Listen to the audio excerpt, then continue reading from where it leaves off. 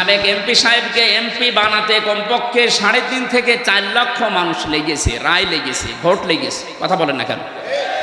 এনারা নির্বাচিত করেছিলেন ওনাকে, উনি নির্বাচিত এমপি ছিলেন। আল্লাহ এই শব্দটা কোরআনে কারিমে সূরা তেলাওয়াত করলেন, আমার আগে যে কারি সাহেব উনি পড়ছিলেন।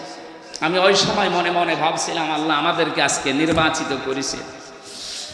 আল্লাহ পাক বলেন, হুয়া জাতাবাকুম, তিনি আল্লাহ তোমাদেরকে নির্বাচিত করেন। খুলনাবাসী, আমি গতানুগতিক কথা বলি না, যা বলি ওখান থেকে শিক্ষা বের করি। খুব অ্যাক্টিভ হয়ে শুনবেন। নির্বাচিত করেন কে? লক্ষ লক্ষ নবী দুনিয়ায় এসেছে, লক্ষ কোটি মানুষ আল্লাহ দুনিয়ায় পাঠিয়েছে, আদমের সন্তান। কিন্তু বিশ্ব নবীর উম্মত হওয়ার জন্য সবাই নির্বাচিত হয়নি, আল্লাহ আমাদেরকে নির্বাচিত করেছেন।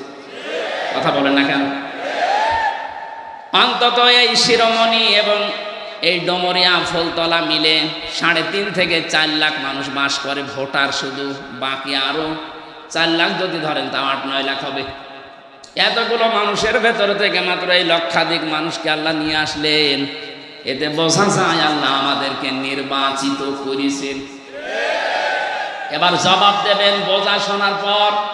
নির্বাচিত করা হয় যে পদ্ধতিতে, ওর নাম নির্বাচন। ওর নাম কি? বলেন বলেন। নির্বাচন ছাড়া যদি কেউ নির্বাচিত হয় ওটা কি বৈধ না অবৈধ? আরে ভাই, আল্লাহ তো নির্বাচিত করেন। অথচ 15.5 বছরে দুঃখজনক হলেও সত্য, নির্বাচন পদ্ধতিটাই নষ্ট করে ফেলেছে। তারপর 4-5 দিন উনি বিভিন্ন দেশের মডলদের কাছে কথা ছড়াচ্ছে যে আমি নির্বাচিত সরকার ছিলাম, আমাকে জনগণ উৎখাত করিস। এটা দাহা মিথ্যা কথা। আপনি যদি শয়তানকেও জিজ্ঞাসা করেন যে 15.5 বছর যারা ছিল ওরা কি নির্বাচিত, শয়তান বলবে ভণ্ডামি করার জায়গা পান না। শয়তানও বিশ্বাস করবে না। আপনি যদি ঘোড়াকে জিজ্ঞাসা করেন যে 15.5 বছর যারা ছিল তোমার তো কিছুই নেই, অন্তত একটু মাথা নাড়াও যে এরা কি নির্বাচিত ছিল, ঘোড়া দাঁত বের করে হাসবে। এ বলে কি? অথচ আমরা একটা হাসির মুখে এই কথা শুনতে পাচ্ছি, উনি সারা বিশ্বের বিভিন্ন মোড়লদেরকে বলছে আমি নির্বাচিত ছিলাম। আর নির্বাচনে তো হয়নি, আপনি নির্বাচিত হইলেন কি?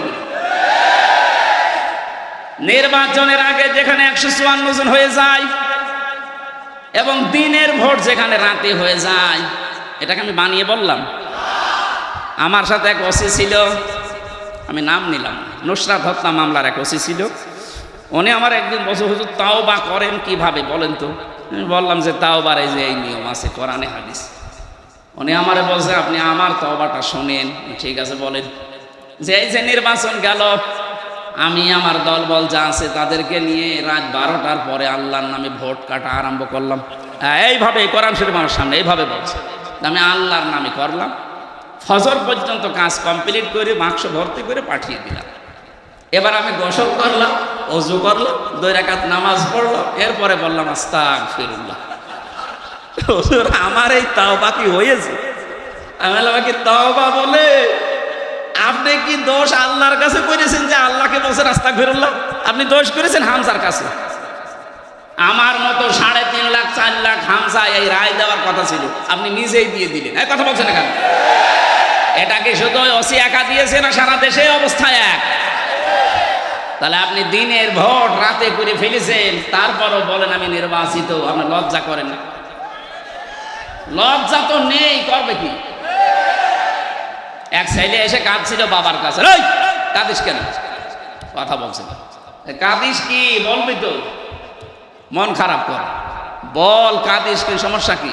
রেজাল্ট দিয়েছে। রেজাল্ট দিয়েছে তো বললেই তো হয়, তুই ফেল না পাস। যা আব্বা ফেল করলে তো কথা ছিল, ছিলাম 5-এ, নামিয়ে দিয়েছে 3। এখন আমার 5-এ উঠতে আর 2 বছর লাগবে। আপনি যা করে গেলেন, আমি বাকিটা না নাই বললাম। কি বলবো আর? আপনি 5-এ ছিলেন, 3 নেমে গেছেন।